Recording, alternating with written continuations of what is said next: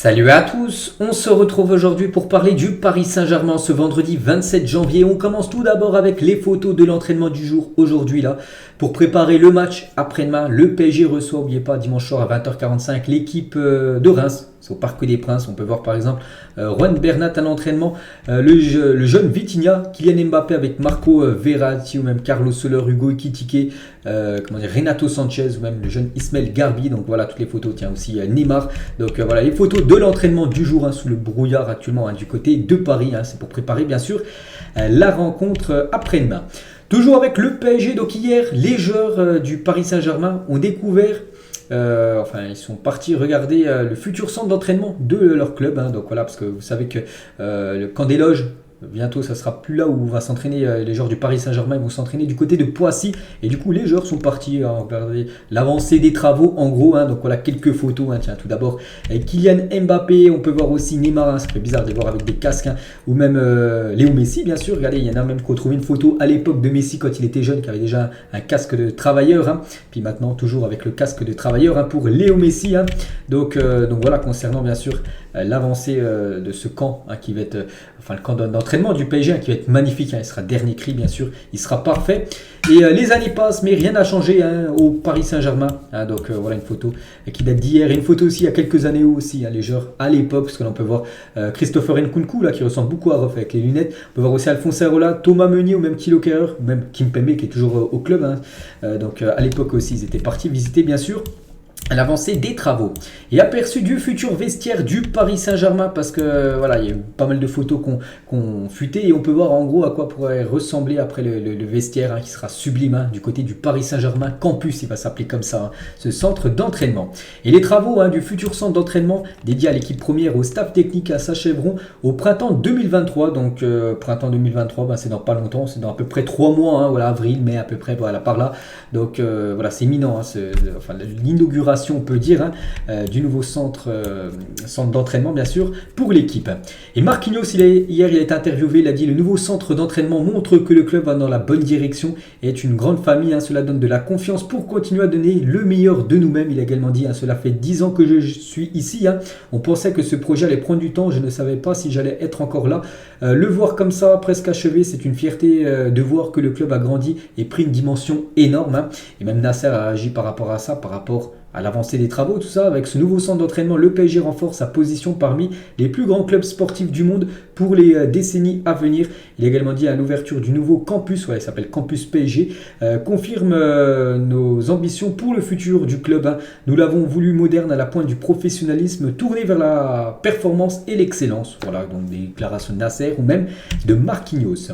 On va parler cette fois-ci de la maire de Paris, c'est Anne Hidalgo pour Télématin. Donc elle a dit, elle parle du Parc des Princes. Vous savez qu'il y a un conflit un peu avec QSI et les propriétaires du PSG et la mairie de Paris, parce que les propriétaires du PSG aimeraient acheter le Parc des Princes pour pouvoir faire des travaux. La mairie de Paris ne veut pas. Et Anne Hidalgo, donc elle a dit, le Parc des Princes n'est pas à vendre définitivement. En revanche, avec mon club, elle dit parce que c'est mon club, le PSG et son président, nous avons et nous parlons à travailler. En gros, voilà ce qu'elle peut dire.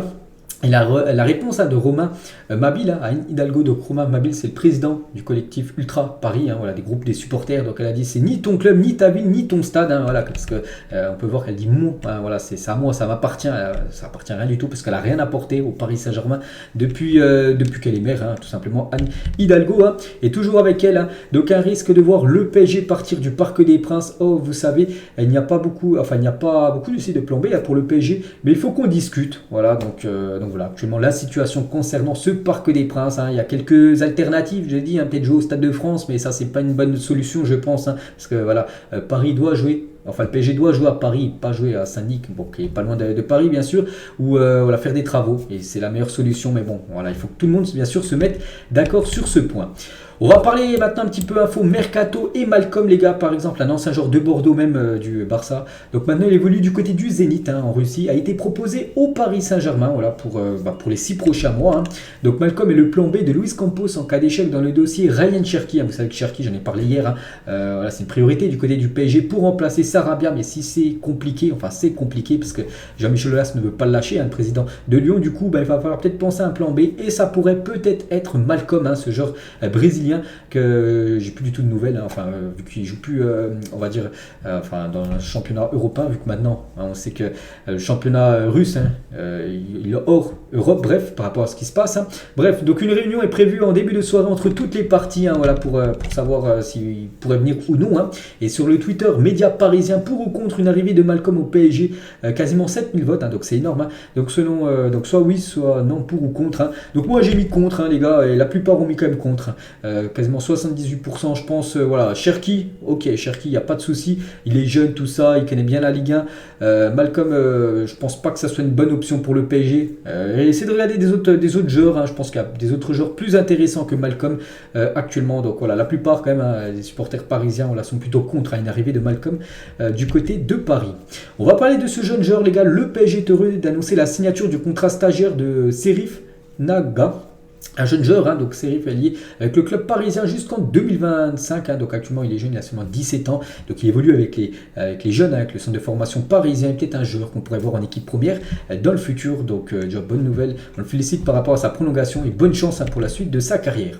Léo Messi, les gars, qui a 49 dribbles. Hein, est le joueur avec le plus de dribbles réussis dans les 5 grands championnats européens cette saison devant Unai et Ludovic Blas, hein, 2 autres joueurs de Ligue 1. Donc voilà, Messi 49 dribbles réussis cette saison et c'est un record dans les 5 gros championnats en Europe. Les meilleurs buteurs de Ligue 1 en activité, le premier, c'est un joueur parisien, c'est Kylian Mbappé qui a marqué 148 buts. Bon, il n'y a pas qu'avec le PSG, aussi avec l'équipe de Monaco, hein, où il avait inscrit des buts à l'époque en Ligue 1. Donc voilà, déjà 148 hein, pour Kylian Mbappé à seulement 24 ans. Hein, c'est pas mal quand même, ces stats bien sûr. Pour l'attaquant parisien, Gamero, tiens, c'est parisien lui à 97. Maintenant, il évolue du côté de Strasbourg. Jota Jordi, hein, le Dembélé d'hier, parce que Dembélé a fait un gros match, hein, et il a marqué le but de la victoire du Barça.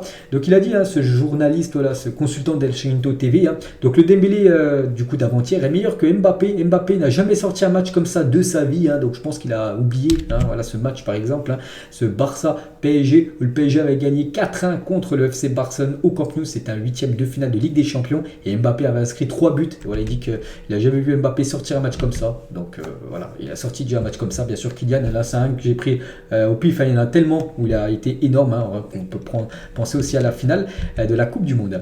Des supporters du PSG ont croisé Léo Messi dehors ce soir. Donc c'était hier soir. Hein. Il était, je sais pas, il est parti au resto avec sa famille. Hein, puis dès qu'il a été vu, bien sûr, il y a beaucoup de personnes qui ont vu un autographe hein, de la Pulga. La billetterie pour le match retour de Ligue des Champions Bayern PSG est ouverte. N'oubliez pas que le match aller, il reste des places, hein, je crois quelques places, mais voilà, ça a des montants complètement fous, hein, sinon c'est quasiment un guichet fermé. Mais pour le match retour, voilà, la billetterie est déjà ouverte. Hein, donc elle est pour le moment réservée aux abonnés, sociétés et hospitalité. Donc voilà, concernant ce match retour prévu le 8 mars prochain. Là. Donc le match aller le 14 février, match retour, hein, le 8 mars du côté de Munich. Un ultra du PSG a été condamné à 1 an de prison, dont 6 mois ferme après les incidents lors de Nice-Cologne en septembre dernier, parce que c'était mêlé avec les supporters de Cologne pour affronter les supporters de Nice. Hein. Donc l'homme de 34 ans et père de 2 enfants est interdit de séjour dans les Alpes-Maritimes pendant 2 ans. Et on finit les gars cet épisode d'aujourd'hui, vous les reconnaissez.